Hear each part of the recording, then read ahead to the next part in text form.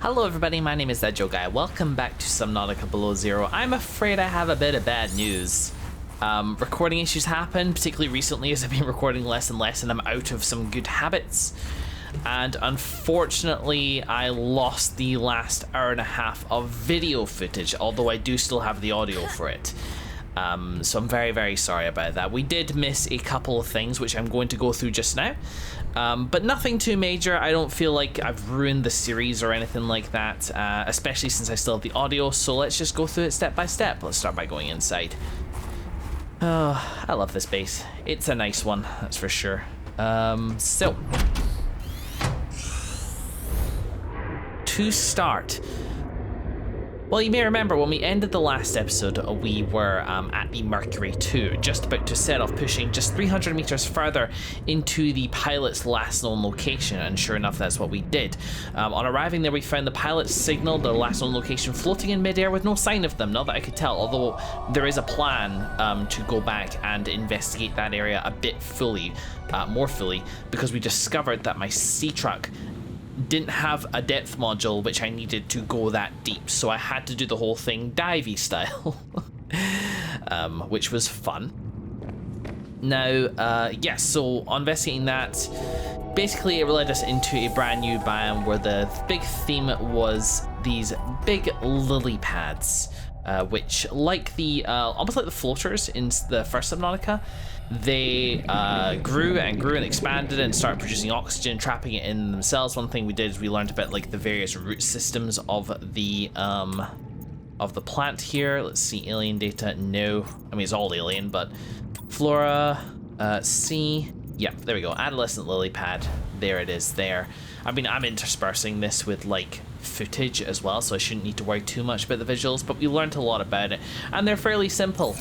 They grow and grow and grow, and eventually they tear the ground loose and make it raise into the ocean sky, as it were, much like the floaters did in the first Subnautica. So it was our floating island biome, basically, and I spent a little while hopping between floating islands, exploring them as much as I could, looking at the lily pads and finding out about their various kind of like features and stages of life, and avoiding squid sharks, but also looking for, we got a message from our PDA when we finally investigated the signal, saying that there was an anomalous chunk of rock which was floating in the air nearby. So that was what we were primarily looking for. Highlights include one thing I'm particularly sad to lose the video footage for, is that a hypnotic fish tricked me.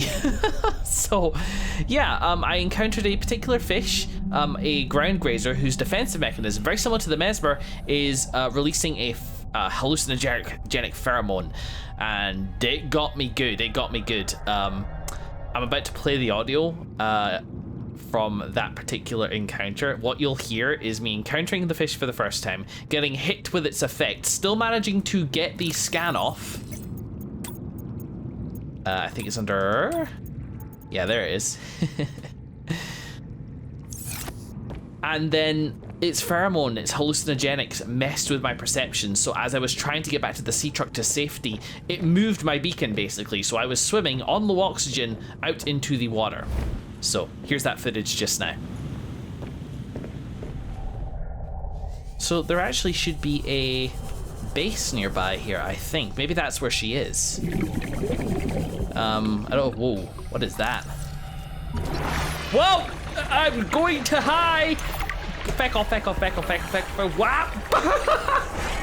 Eat it! Just eat it. The fucking fuck. Whoa. I have been drugged. Alright, You're okay. Find comfort in the glow whales. Okay, actually find comfort in oxygen. Oh, this is nerve-wracking. Ooh.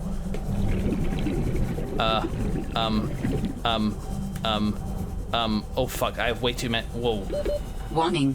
30 seconds of oxygen remaining. Clever fucking boy, game. Excuse me.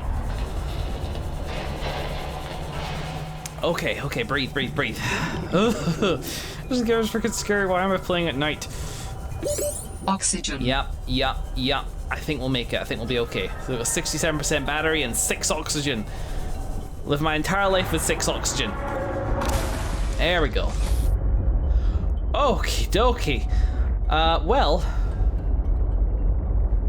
let's take a break. Before we read. Other than that, little highlight, a small little highlight is that I found a single segment of an aquarium SEATRUCK module, which I still need 2 more of, but looks like it's gonna replace the thing which will let me grow my own sea life. It's not going to be a habitat installation anymore, at least I don't think so. It'll be a SEATRUCK installation instead, which is really interesting. Get to show my creatures the world. Now, eventually, by following by tracing the alien cabling, basically, which was kind of here and there on the floating islands, I managed to find a mega base, the biological research lab. But yeah, biological research, very, very classified, and when we found it, it was clearly destroyed. Going inside, we learned a little bit about the people who lived here, including Danielle and Vin, both Sam's potential love interest, and a person who we don't really know a huge amount about. In fact, I still need to read a particular data entry. How am I doing on temperature? I'm still okay. Am I still wearing the clothes suit? I am for the most part. Okay, so logs and communications, Altera. Now let's see. I'm in the unfortunate position to have read this already. So, oh yeah, God, I guess I completely missed this. Yeah, okay, this is the one that I saw and didn't read. The key to total uninterrupted focus on what's important is the ability to unfocus on the unimportant. No, this looks like a doozy. Let's head inside and read it properly. We didn't get this chair for nothing. No, not enough space. Yeah, apparently we did. The ultimate goal of concentration is not to block out surrounding environments, but I want to emphasize I hadn't read this before, which is why I'm reading it on camera now. If I had read it before, you'd be hearing the audio of me reading it for the first time with my audio reactions. You must not only be better than them. Oh. Right, okay. The environmental, okay, sure. You've heard of multitasking, now get ready for monotasking. Studies have shown that humans, even the most capable among us, cannot focus on 2 activities at once to the extent requiring to complete them optimally and thoroughly. Multitasking is an illusion to make you think you're getting more done, when in reality, you're most likely neglecting one task or the other. Monotasking rejects the notion that humans should even bother trying to multitask, as not only does it hinder productivity, but increases stress and even guilt when it doesn't yield higher productivity. You, O expert task revolutionary, have no time for systems that do not work. So let's explore monotasking more in the next chapter. You know, I hear that's true. I don't know how much of that is Subnautica sci-fi BS, but I have heard the theory before that multitasking is not really possible. Generally speaking, it's very simply just bouncing between, you know, you're focusing intermittently on 2 different tasks, very close to each other. You're not actually focusing on 2 tasks at once. If you are, then what's probably happened is that you are delegating what might be called a subroutine to one task.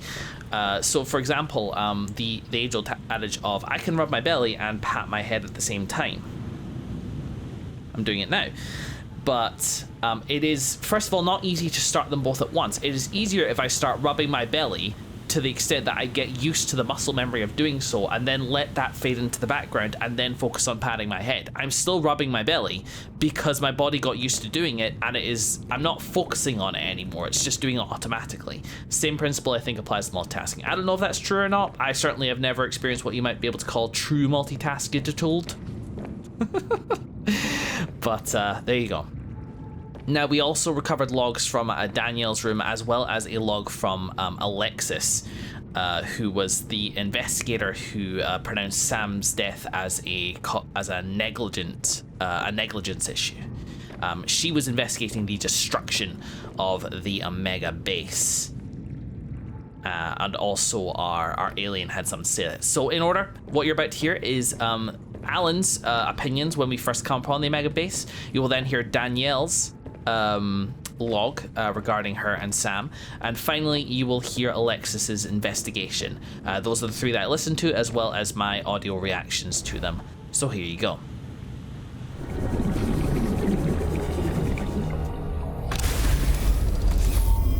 Oh, hi. That laboratory appeared to have been sabotaged intentionally. Oh, really? Do you know what it would have been used for? Looked like maybe bacteriology. That's what the equipment was for anyway. Before a fire tornado ran through it, or something. Do you think your sister had something to do with the destruction? I don't know why she would, but the more I see on this planet, the less I know what to think. Who would want to destroy it? You know, maybe it's as very simple as this is where they took the Kara from the big Leviathan they found. Oh, nice. There's a couple. They had the Kara here, and Sam needed to make sure that not a single trace of it was ever found.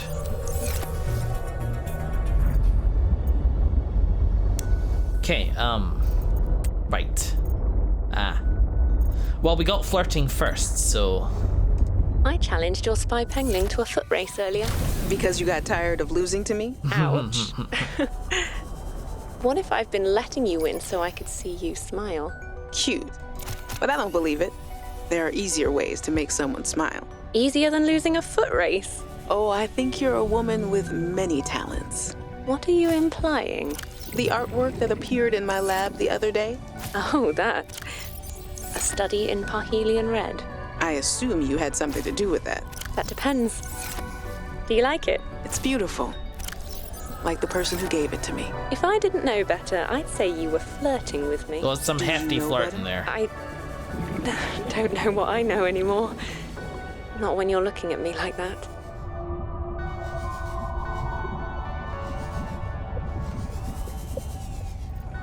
Let's just read the stuff.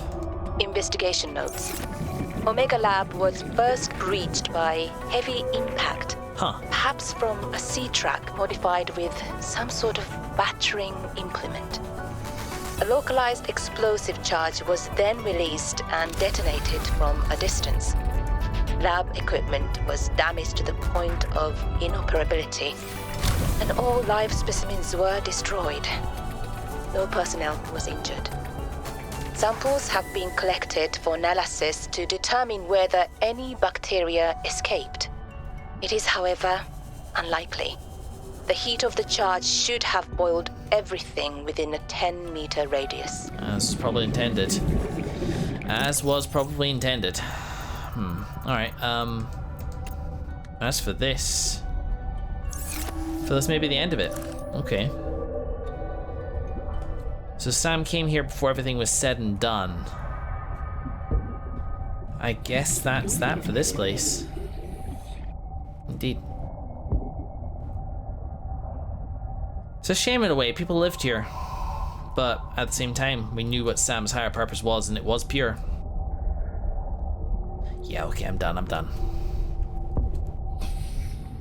Following this though, I looked for more logs in the journal, but I actually appear to have missed them, and this is kind of new to me actually. I guess I just didn't see them at all. We found a log in Vin's room, and this was actually the second log that we found, so let's listen to this now together. Oh, Danny's not here, I'm afraid. That's okay. Oh, Sam. It's you I wanted to see. What's that you're working on? Just a sketch for a piece I want to make. I'm slacking off. Don't tell the boss lady. I won't. It's beautiful. What is it? I'm doing a series inspired by bacteria. Mutant beauty. Life, death, risk. You know, that kind of thing. What's this one? It looks like Harab, but Vin, is this a mutation? It's just an art project. You know you're doing that thing with your neck, like when you're trying to bluff an alien intruder. All right, fine. I'm bad at lying. Are you mutating Kara bacterium from the frozen Leviathan here in this lab? Please, don't ask me any more questions. I don't think I need to. Problematic, and there I thought there was going to be a nice little thing. And that explains a lot given what we just heard as well. Sam knew that this lab needed to be taken out. Not just the source of the original Kara strain, but the source of the mutation as well. And as Alexis confirmed, she was most likely successful. So, Oh, yeah, spoiler there. Now, once we got one more log to look at, so. We've studied the first Kara bacteria samples from the specimen. Results are promising. We were able to stimulate rapid multiplication of cells in a controlled environment, resulting in the creation of several different mutations with potentially useful applications. Dangerous. Think of the possibilities. Life-saving treatments, genetic research. It could be a window to understand the evolution of life on this planet. The findings could move us forward by years. We recommend a wider study, using samples collected from a greater variety of sites around the original pustules. We trust you will provide the necessary security to do so. The Leviathan site must be protected. Interesting. I wonder if that's to Parvin, because he was stationed there, obviously, and thought it was a waste of time. Now, obviously, there are certain...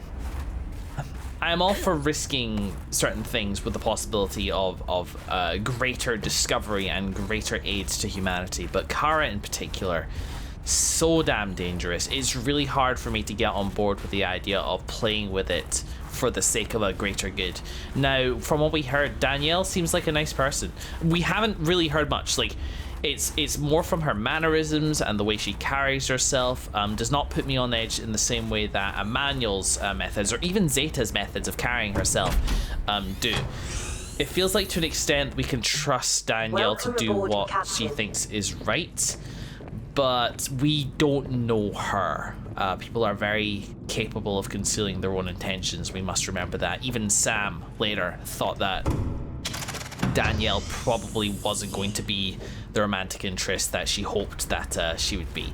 I mean, maybe that was just because she discovered that they disagreed very fundamentally on this particular issue, to the extent that Sam was willing to sabotage Danielle's research instead of trying to get her to agree. Tough call. Very, very tough call. And